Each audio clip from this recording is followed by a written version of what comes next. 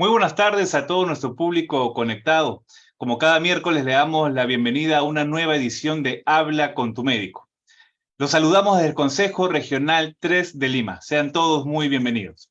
Esta tarde nos acompaña el doctor Miguel Reyes Rocha. Él es médico cardiólogo en el Hospital Rebagliati y en la Clínica Anglo-Americana. El doctor absolverá todas las dudas que nosotros tengamos en relación al tema la arritmia. Doctor, ¿cómo está? Muy buenas tardes, bienvenido. ¿Qué tal? ¿Cómo están? Buenas tardes. Muchas gracias por la invitación. Esperando poder responder a todas sus preocupaciones. Muy bien, a nuestro público, a nuestro público conectado, les pedimos y también les recordamos que pueden dejar todas las preguntas que ustedes tengan en relación a este tema en las cajitas de comentarios de esta transmisión en vivo. Doctor, sin más preámbulo, cuéntenos por favor qué es la arritmia.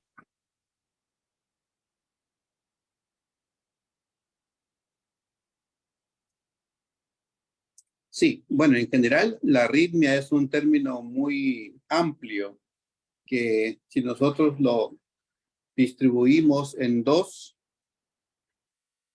estamos básicamente dividiendo la partícula negativa A, que significa sin, y la segunda parte que es ritmo. Y básicamente una arritmia quiere decir que el corazón, que normalmente tiene un ritmo regular, acompasado, rítmico propiamente, pierde esa regularidad. Entonces empiezan a haber latidos irregulares. Suelo decir que si el corazón tiene un latido cada segundo, pueden haber de repente 3 en 2 segundos o 5 en 4 segundos y luego puede retomar su ritmo habitual regular. Entonces, básicamente una arritmia es la pérdida de la regularidad con la cual se emiten todos los latidos en el corazón. Muy bien, doctor. Y dígame, ¿cuántos tipos de arritmia existen? Hay múltiples tipos de arritmias. Una división así sencilla es ponerlos en arritmias supraventriculares. Ahora voy a explicar este término. Y arritmias ventriculares. Hablar de arritmias ventriculares quizás podría ser algo más sencillo porque el término lo señala, se originan en el ventrículo. Pero decir arritmia supraventricular es un término que, digamos, engloba parte de la región superior sobre los ventrículos que no llega a ser exactamente la aurícula y las mismas aurículas. Entonces se engloban como auriculares. En la práctica y en sencillo yo podría decir arritmias auriculares y arritmias ventriculares, pero se quedarían algunas partes del corazón sin incluir. Y dentro de las arritmias auriculares hay pues bradicardias, hay taquicardias, hay arritmias de diferente tipo, extrasistólicas, supraventriculares en taquicardia, aisladas, en pares, en tripletas que vienen 3 latidos anormales juntos, o en una salva que vienen 3 o más a frecuencia rápida, ¿no? Y de manera similar para el ventrículo, donde también hay latidos extrasistólicos aislados, hay pares, hay tripletas, hay también salvas. Sin embargo, yo dije hace un momento, lo del ventrículo me permite de manera más fácil explicarlo por el nombre, pero son las arritmias de mayor gravedad. Las arritmias ventriculares tienen mucho riesgo para la vida si queremos compararlas con la sencillez que podría presentarse una arritmia supraventricular. Bien, doctor. Y dígame, ¿qué exámenes son los que se realizan para detectar la arritmia? Los exámenes, bueno, el paciente va al médico, habitualmente puede ir al médico internista, y el médico internista lo puede referir o no al médico cardiólogo, pero el examen más básico y más sencillo es hacer un electrocardiograma, ¿no? Que usualmente todos los cardiólogos tenemos en el consultorio y es la manera de saludar, decimos nosotros, al corazón de la manera más rápida y precisa, sin que tenga mayor, digamos, complejidad, ¿no? Se toma rápidamente el trazado del electrocardiograma, que tiene 12 derivadas, quiere decir que tenemos 12 ángulos en la cual evaluamos al corazón y cada derivación, cada ángulo con el cual evaluamos en el electrocardiograma tiene una morfología de latido típica de esa zona y nos va a permitir a nosotros decir si es que el electro es normal o anormal. Y luego de eso evaluar el ritmo cardíaco. Cuando uno enseña el electrocardiograma a los alumnos de medicina, uno les dice que hay que leer el electrocardiograma siempre en orden, empezando por el ritmo y luego evaluando las diferentes partes del electrocardiograma que tiene este trazado. Pero como aquí no vamos a hablar de un electrocardiograma en sí, básicamente lo que nos interesa es chequear el ritmo y si el ritmo no es regular, podríamos estar sospechando entonces de una arritmia. Si es que el paciente tiene una arritmia y de repente tiene algunas otras enfermedades que pudieran inferir en el corazón, podríamos nosotros aumentar la evaluación progresando hacia un estudio que se llama Holter. El Holter es el apellido de un cardiólogo, de un investigador que encontró esta evaluación y consiste en hacer en realidad un electrocardiograma durante todo un día mínimo. Pueden ser electrocardiogramas de una semana, Holters de una semana o de más tiempo. Existen ahora de diversas complejidades que según la cantidad de arritmias que uno encuentre o no encuentre, o el cardiólogo considere, puede colocar al paciente para evaluar y definir qué cosa es lo que tiene realmente el paciente como arritmia, ¿no? Otros estudios que se hacen de rutina en un paciente que va con sospecha de arritmia y quizás la documenta uno con el electrocardiograma, es hacer una ecografía del corazón, porque es importante evaluar la anatomía cardíaca, la función cardíaca, el tamaño de las cavidades del corazón, y este examen de ecocardiograma nos permite definir todos estos parámetros. Nos permite también saber si es que el paciente ha tenido previamente algún infarto que pueda ser foco de arritmias, o que tenga alguna enfermedad cardíaca, alguna enfermedad del músculo cardíaco que nos permita predecir o explicar la causa de las arritmias. También se busca hacer una prueba de esfuerzo. Las pruebas de esfuerzo fundamentalmente están hechas para buscar si es que el paciente tiene alguna arteria de su corazón obstruida y ver si es que hay falta de irrigación. La falta de irrigación en el corazón puede producir arritmias también. Y entonces definir con ello el estatus del paciente y de acuerdo a ello, pues señalar un posible tratamiento. Muy bien, doctor, qué información tan valiosa. Dígame, por favor, ¿qué personas son más propensas a padecer arritmia? Digamos que no es la persona en sí, sino es cuando la persona tiene alguna enfermedad cardíaca. Un paciente, por ejemplo, hipertenso, que es una cosa muy frecuente en nuestra sociedad y que tiene tratamiento o de repente no lo tiene, en el tiempo puede desarrollar una arritmia que se llama fibrilación auricular. Entonces, la hipertensión es uno de los factores que nos puede generar este problema. Hay otras personas que tienen enfermedad que se llama cardiopatía dilatada, ¿no? En el cual el corazón empieza a agrandarse, tanto ventrículos como aurículas. Las válvulas también fallan en consecuencia del agrandamiento y también se suelen presentar arritmias de tipo fibrilación auricular o otras arritmias que se llaman extrasístoles ventriculares que pueden generar luego taquicardias ventriculares. También existen las cardiopatías hipertróficas que tienen mucha tendencia a generar arritmias en la persona que las padece y ahora con el advenimiento de nuevas técnicas de estudio como son la tomografía de corazón y la resonancia cardíaca, sobre todo este último nos permite saber un poco la causa del por qué el corazón de la persona se ha engrosado. Cuando decimos hipertrofia, decimos engrosamiento cardíaco de las paredes del corazón, quiero decir. Es diferente al corazón que se dilata, en el cual el diámetro de las cavidades cardíacas aumenta, pero no necesariamente hay mayor engrosamiento de las paredes del corazón. En este contexto, entonces, hay diferentes causas que pueden producir arritmia. Luego, nosotros sabemos que la causa de muerte más frecuente en el mundo es la mortalidad por enfermedad cardiovascular, y eso nos lleva a tener en mente que la causa más frecuente, a su vez, de estas muertes cardiovasculares es la enfermedad de las arterias del corazón, la enfermedad coronaria, que consiste en la obstrucción de las arterias, de las pequeñas arterias del corazón, con placas de colesterol, y nos produce infartos. ¿Y por qué menciono todo esto? Porque los infartos dejan una huella en el corazón, y esa huella, esa cicatriz, va a ser un foco que va a generar arritmias. Pues ahí tenemos una diversidad grande de arritmias que hemos, digamos, mencionado por falla estructural, pero también existen las anormalidades del ritmo por enfermedad del tejido de conducción. Y de repente aquí hago un paréntesis para mencionar que el corazón es como una casa, donde las paredes de la casa, que son de ladrillo, vienen a ser las paredes del corazón, que son el músculo cardíaco.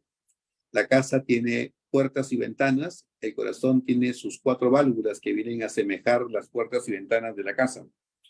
También el corazón tiene redes de agua que vienen a ser las arterias propiamente, como en la casa. Tiene redes de desagüe que vienen a ser las venas propiamente de la casa.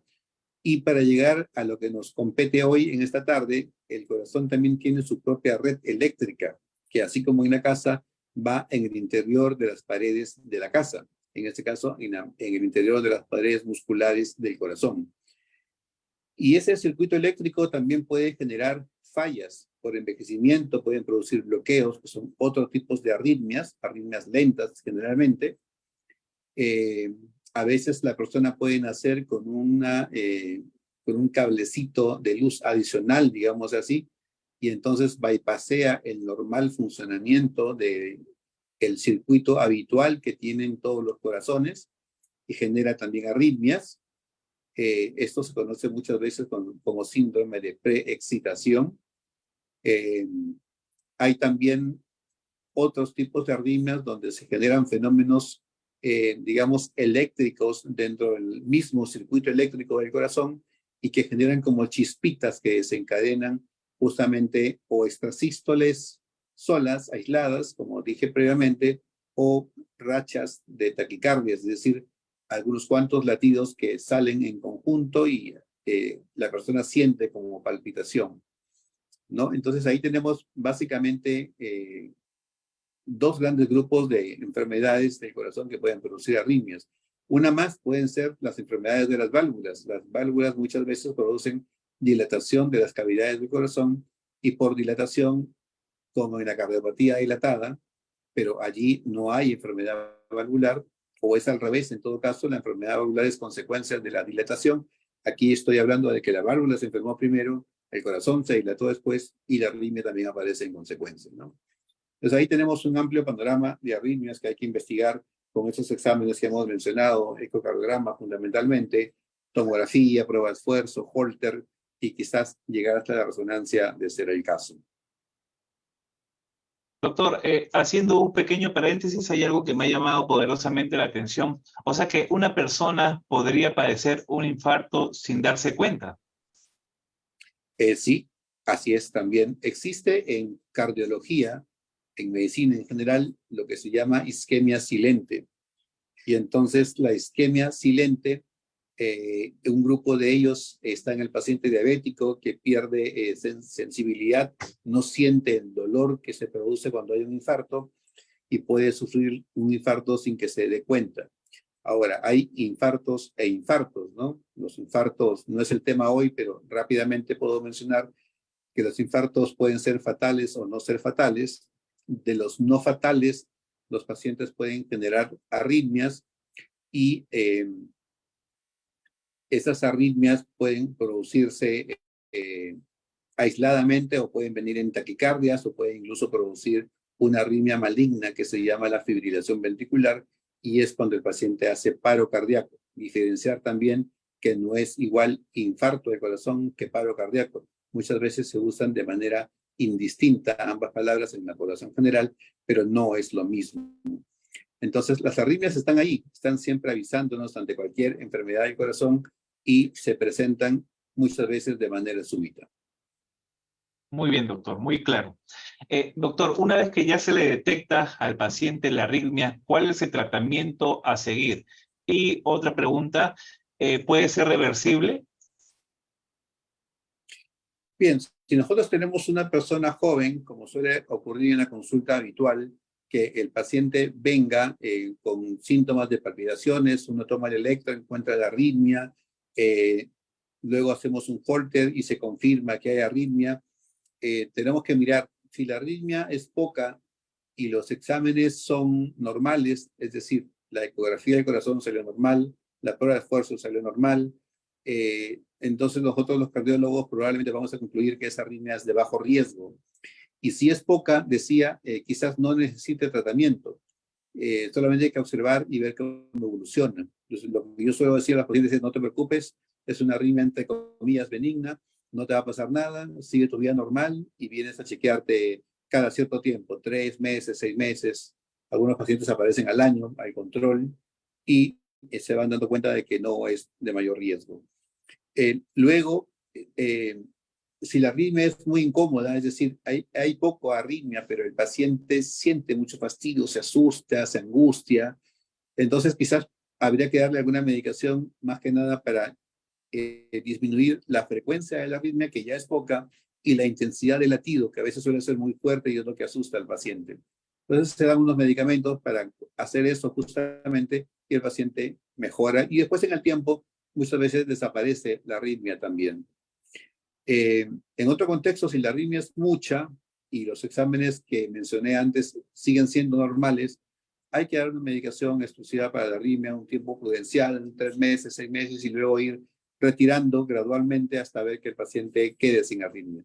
Pero si la arritmia persiste, hay que seguir con el tratamiento, a veces un tiempo que no tiene fin. Es un tiempo largo, 1 año, 2 años, 3 años, y luego, como yo les digo a los pacientes, así como viene, se va, porque no hay mayor enfermedad cardíaca. Otro es el contexto en el cual el paciente tiene una enfermedad del corazón de fondo, las que hemos mencionado, por ejemplo, las resumo rápidamente: cardiopatía dilatada, cardiopatía hipertrófica, cardiopatía isquémica, que es la consecuencia del infarto, ¿no? Cardiopatía valvular, cuando las válvulas se enferman primero antes que se dilate el corazón. Entonces, estos grupos de enfermedades tienen que tener el tratamiento de la enfermedad de fondo y adicionar el tratamiento de la arritmia, porque muchas veces esta arritmia, en un contexto de enfermedad cardíaca, ya no son benignas, suelen tener cierto grado de agresividad e incluso en algún momento producir un paro cardíaco y muerte súbita. Entonces hay que tratar la arritmia y ver qué más se necesita, no solamente pastillas, hay ahora dispositivos que se usan, digamos, para prevenir la arritmia. En ciertos pacientes que tienen arritmias muy graves, y que el paciente va a estar siempre propenso a ello, entonces van a estar también siempre propensos a tener un paro cardíaco. Y para disminuir esa frecuencia, uno usa un dispositivo que se llama desfibrilador implantable. Es un, digamos, como su nombre lo dice, desfibrilador que se coloca dentro del paciente, es muy similar a un marcapaso, y el dispositivo va a detectar cuando el paciente tiene la arritmia y la trata de controlar con una reacción que el dispositivo le da al corazón del paciente, y luego se controla la arritmia y el paciente, digamos, no pierde conocimiento, no llega al paro cardíaco y puede seguir en su vida habitual tomando sus pastillas, ¿no? Entonces hay extremos de arritmias, las benignas, que podríamos decir así, y las extremas que son malignas, muy graves, con alto riesgo de muerte súbita. Doctor, e indiferentemente de estas arritmias, una que no sea controlada podría traer consecuencias a largo plazo o no. Sí existe también un tipo de arritmia que se llaman cardiopatías arritmogénicas, es decir, el paciente que tiene corazón sano y que tiene arritmia muy frecuente y que va dañando su corazón, porque, a ver, tener una arritmia es como ir uno caminando por la calle eh, a paso normal y de pronto se tropieza, ¿no? Entonces, cuando el tropezón es suave, uno sigue caminando, no pasa nada. Un siguiente tropezón suave, igual no pasa nada, pero si tengo un tropezón fuerte, ya empiezo yo en el cuerpo a tener algún dolor de rodilla, de tobillo, de cadera. Y entonces igual pasa en el corazón. Cada extrasístole, cada arritmia que el corazón presente va a generar daño estructural funcional que en el tiempo va sumando y va deteriorando el músculo cardíaco. Y entonces en el tiempo el corazón podría dilatarse por la arritmia y generar una perpetuidad de la misma. De una arritmia que pudo ser benigna al comienzo, se convierte en maligna porque ya se produjo daño, enfermedad de la pared muscular cardíaca a consecuencia de la arritmia que no había en un comienzo. Muy bien, doctor. Y por favor, para finalizar, dígame cuáles son sus recomendaciones, ¿no?, sobre esta enfermedad para prevenirla.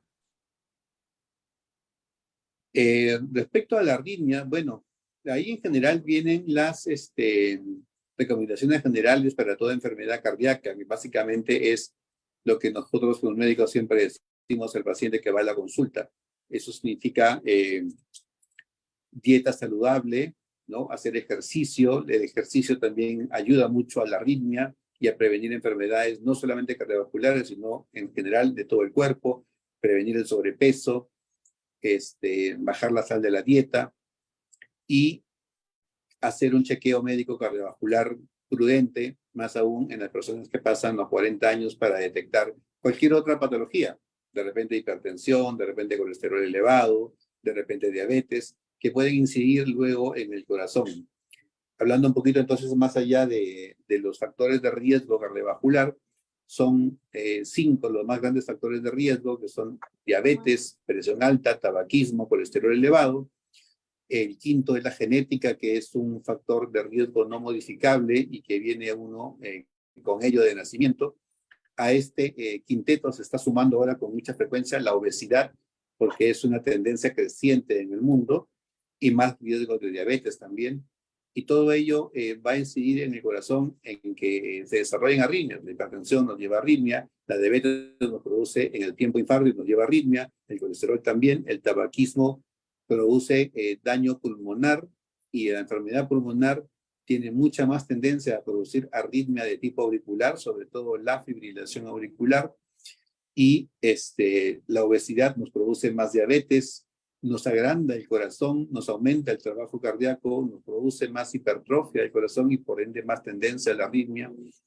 Es decir, las recomendaciones están basadas en la dieta, en los cambios en el estilo de vida, en ser una persona activa, no ser sedentario, no tener mucho estrés. El estrés también produce mucha arritmia, y hacerse un chequeo médico, digamos, anual por lo menos, sobre todo para los que pasan los 40 años, y revisar siempre que todo esté en orden.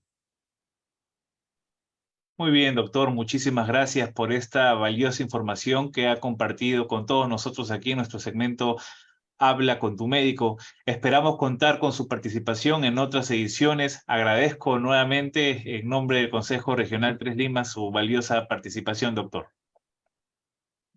Bien, muchas gracias a ustedes. Es mi primera vez aquí en esta escena, en este evento, y espero, como ustedes, poder ayudarlos en lo sucesivo. Muchas gracias.